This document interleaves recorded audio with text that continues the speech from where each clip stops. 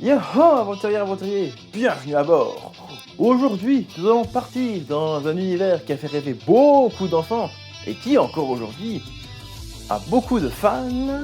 Je parle bien sûr de l'univers de Power Rangers.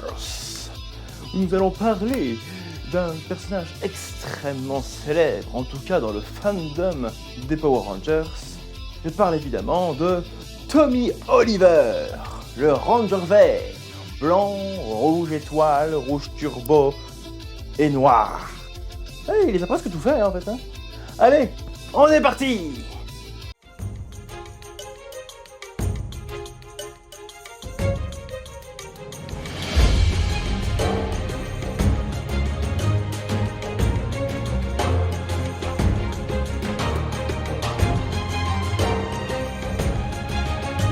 Nous voici arrivés dans la ville des Power Rangers. Surtout dans leur lycée. C'est ici que l'équipe va rencontrer pour la première fois Tommy, contre qui le Ranger rouge de l'époque va faire une compétition d'arts martiaux.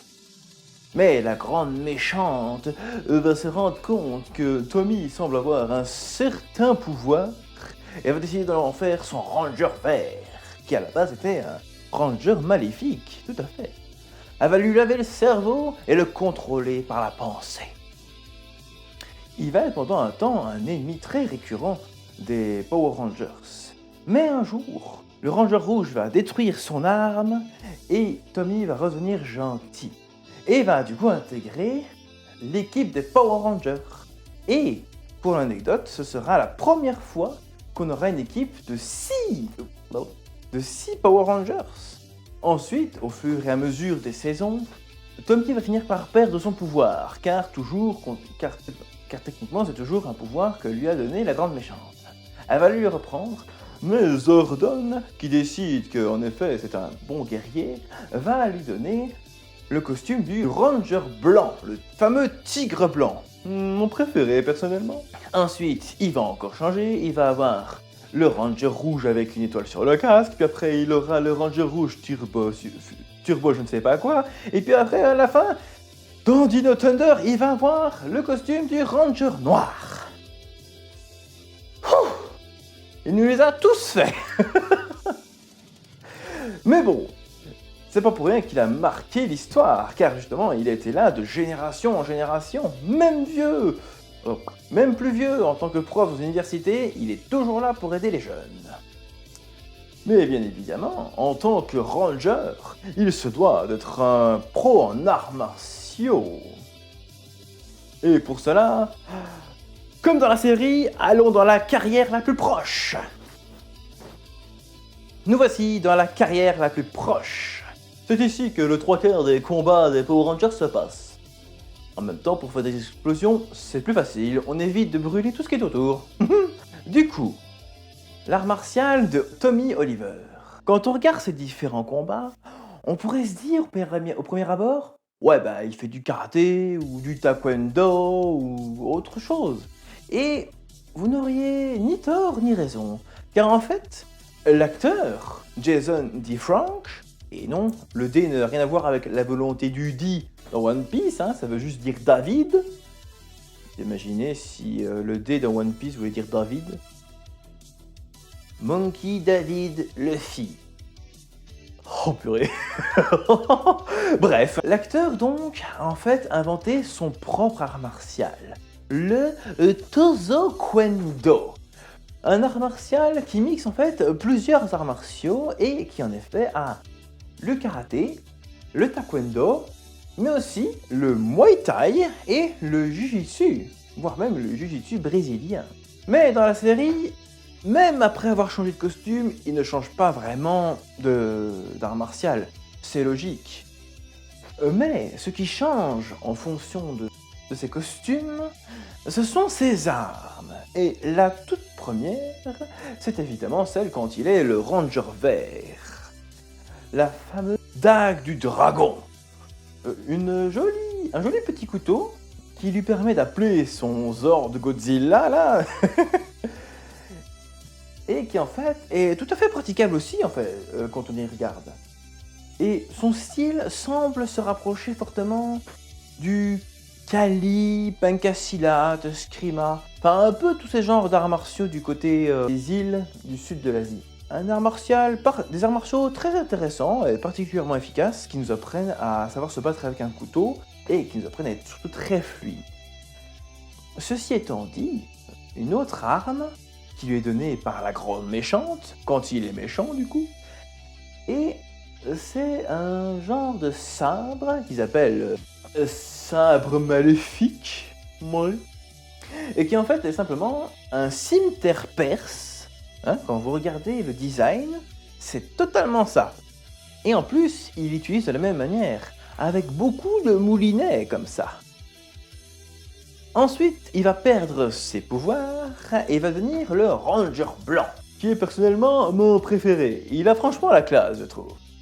Et ici, il va avoir une toute nouvelle arme, le sabre Saba. Un genre de petit sabre qui ressemble fortement à ce qu'on appelle un Mudao. Traduit littéralement, le sabre du tigre en chinois. Très subtil, tout à fait. Ce qui correspond très bien, c'est le fait d'avoir justement beaucoup de techniques très circulaires, comme ça. Parfait pour des mouvements très intéressants et surtout très spectaculaires, encore une fois. Mais ce qui est intéressant, c'est qu'il semble avoir un sabre plus court qu'un vrai Mudao. Comme vous pouvez le voir, ça fait quand même une belle taille, mais le sien s'arrête plutôt ici. Et on peut remarquer qu'il aime beaucoup le tenir à l'envers. Déjà pour pouvoir tirer avec la tête de tigre, mais aussi il attaque comme ça. Et contrairement à ce que les mangas veulent vous faire croire, non, se battre avec un sabre à l'envers n'est absolument pas une bonne idée. Déjà parce que niveau attaque vous êtes assez limité, hein, on va pas se mentir, il n'y a que 3 vraiment bonnes attaques, parce que là et là et là c'est bof, hein, on va pas se mentir. Mais aussi parce que si vous bloquez avec ça, déjà vous allez vous prendre tout sur les doigts et ensuite, ça fait mal sur le bras. Hein. Mais vu que son sabre est plus court, lui il peut se le permettre car il se rapproche plus du coup du combat avec une dague ou un couteau comme il faisait en tant que Ranger vert. Ce qui je pense peut faire une petite référence à ce qui était avant d'être le Ranger blanc. D'ailleurs, sachez-le, quand on les voit prendre leur fameuse position de combat comme ça, ou alors quand ils sont à main nue avec leurs griffes et tout ça, en fait c'est simplement des positions de kung-fu, même si la plupart des acteurs ne font pas du kung-fu. Mais en fait c'est simplement parce que ce sont des positions, comme encore une fois, très belles et super pour des enfants qui veulent refaire ça dans leur jardin. D'ailleurs, si vous voulez savoir, la plupart des positions viennent du Hungar, un style de kung-fu chinois qui mélange les 5 animaux principaux. Correspondait au fait que le 3/4 des Power Rangers ont un animal attitré, que ce soit préhistorique ou moderne, comme par exemple le crapaud. Oui, je vous jure, ça existe. Ensuite, il va encore perdre ses pouvoirs. Oui, je sais, ça fait beaucoup. Et croyez-moi, c'est pas la seule fois. Et là, il va se voir attribuer une nouvelle arme en tant que Ranger rouge, avec son étoile là, et en tant que nouveau leader des Power Rangers. Et ce nouvel genre d'arme ressemble fortement à une épée Jim. Ce sont des épées droites chinoises et qui sont très appréciées, surtout dans le tai chi. Et même qui étaient fortement utilisées aussi pendant de grandes batailles. Et c'est encore une fois une arme avec pas mal de moulinets, hein. Ils ont l'air de bien aimer les moulinets dans cette série. Et en fait, les styles asiatiques aiment aussi beaucoup les moulinets, on va pas se mentir. Regardez une compétition de wushu, vous allez voir, il y a des moulinets partout. Ce qui va bien avec ce genre d'arme, c'est qu'en effet, ça fait une arme un peu plus prestigieuse qu'un sabre. Ça montre bien le côté leader du personnage. Ensuite, il va aussi avoir encore un autre costume dans Power Rangers Turbo, où là, il va avoir la Turbo Sword. Encore une fois, très subtil. Qui est en fait simplement, encore une fois, une épée Jim, mais un peu plus épaisse, hein, on va pas se mentir, et qui limite ressemblerait plus à l'épée du crâne ancestral dans Musclor, hein, vous trouvez pas, vous? Il y a peut-être une référence, je ne sais pas. et qui du coup va s'utiliser encore une fois assez pareil. Même si je n'ai pas trouvé beaucoup d'extraits car la série Turbo n'a pas très bien fonctionné. Ensuite, eh bien, Oliver va vieillir et va devenir prof à l'université et va avoir un tout nouveau costume quand il va aider ses jeunes étudiants, quand il va devenir le Ranger Noir, avec le genre de dinosaure. Et ici, encore une fois, il va avoir une nouvelle arme, qui est la lance Baraccio. Ou en tout cas, un truc comme ça. Qui est ni plus ni moins en fait qu'une masse chinoise. Mais pas le genre de masse comme on pourrait penser, car en effet, quand on réfléchit masse chinois, on penserait plus vite à ça, qui est en effet aussi une genre de masse chinoise, beaucoup plus grosse et qui en fait sert qu'à une chose, écraser la tête de vos ennemis, hein, on va pas se mentir. D'ailleurs, sachez-le, l'arme est creuse pour éviter justement d'être beaucoup trop lourde, mais ça reste extrêmement dangereux.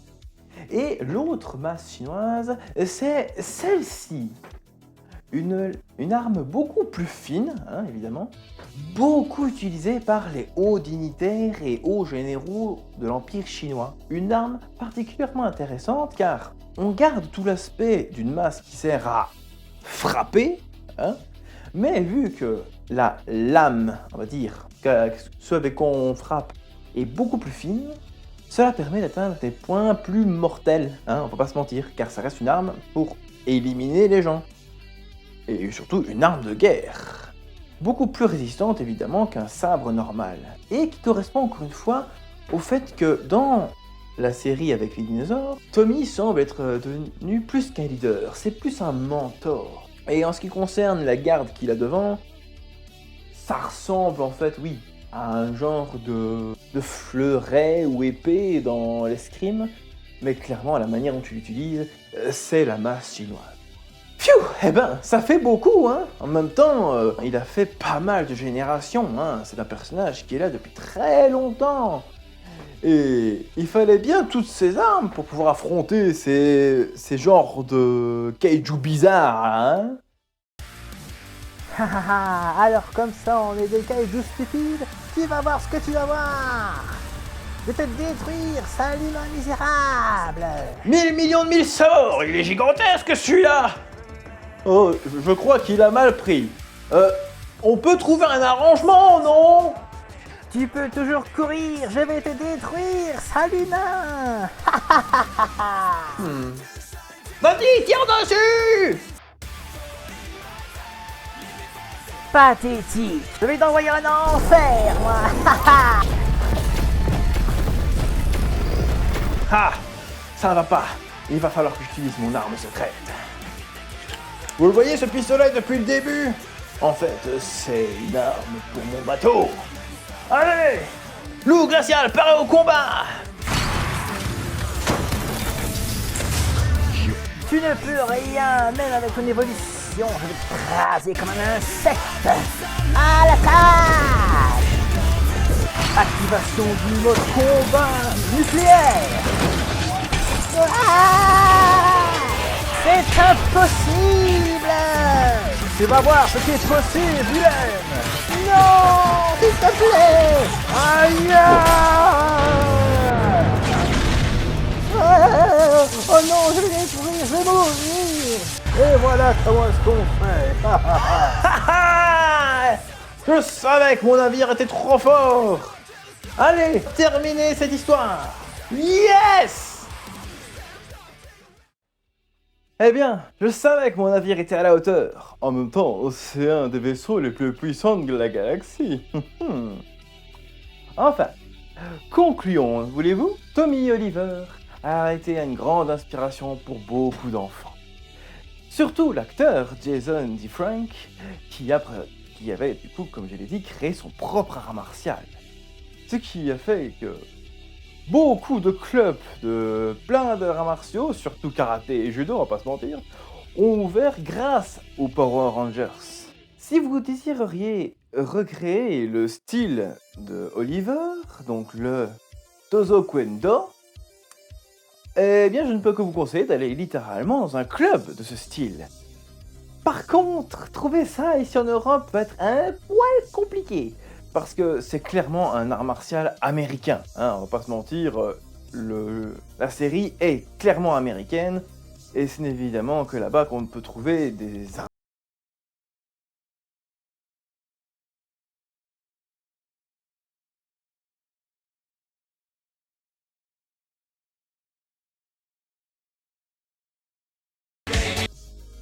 Que souvent on appelle McDojo. Mais pour m'être renseigné, il semblerait que le Tozo Kwendo est un art martial tout à fait légitime et tout à fait praticable. D'ailleurs, l'acteur en lui-même, Jason, a été lui-même faire de la MMA et il semblerait qu'il s'en sortait plutôt bien, le gars. Mais si vous ne trouvez pas de club de cet art martial dans votre région, je ne peux que vous conseiller évidemment de vous inspirer des différents styles qui ont aidé à créer ce nouvel art martial. D'abord évidemment, le karaté Wado Ryu. Très facile de trouver des clubs de ce style.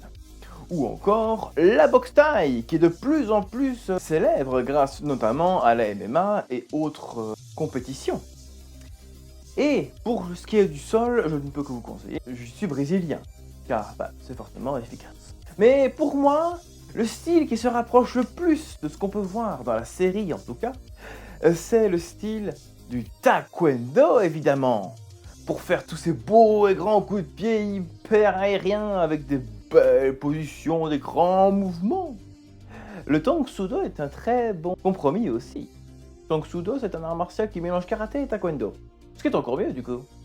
Et je vous conseille de rajouter un poil de capoeira pour tout le côté acrobatique, comme on peut voir dans la série parfois.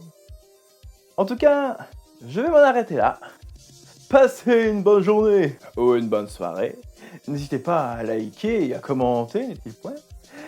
Quant à moi, je pense que je vais me tenter à essayer leur fameux Mighty Morphing là. J'ai trouvé ça par ici. Je ne sais pas trop ce que ça fait, mais il semblerait que ce soit un artefact de leur fameux transmutateur, là. Essayons ça, n'est-il point? Attention! Transformation! Ouah!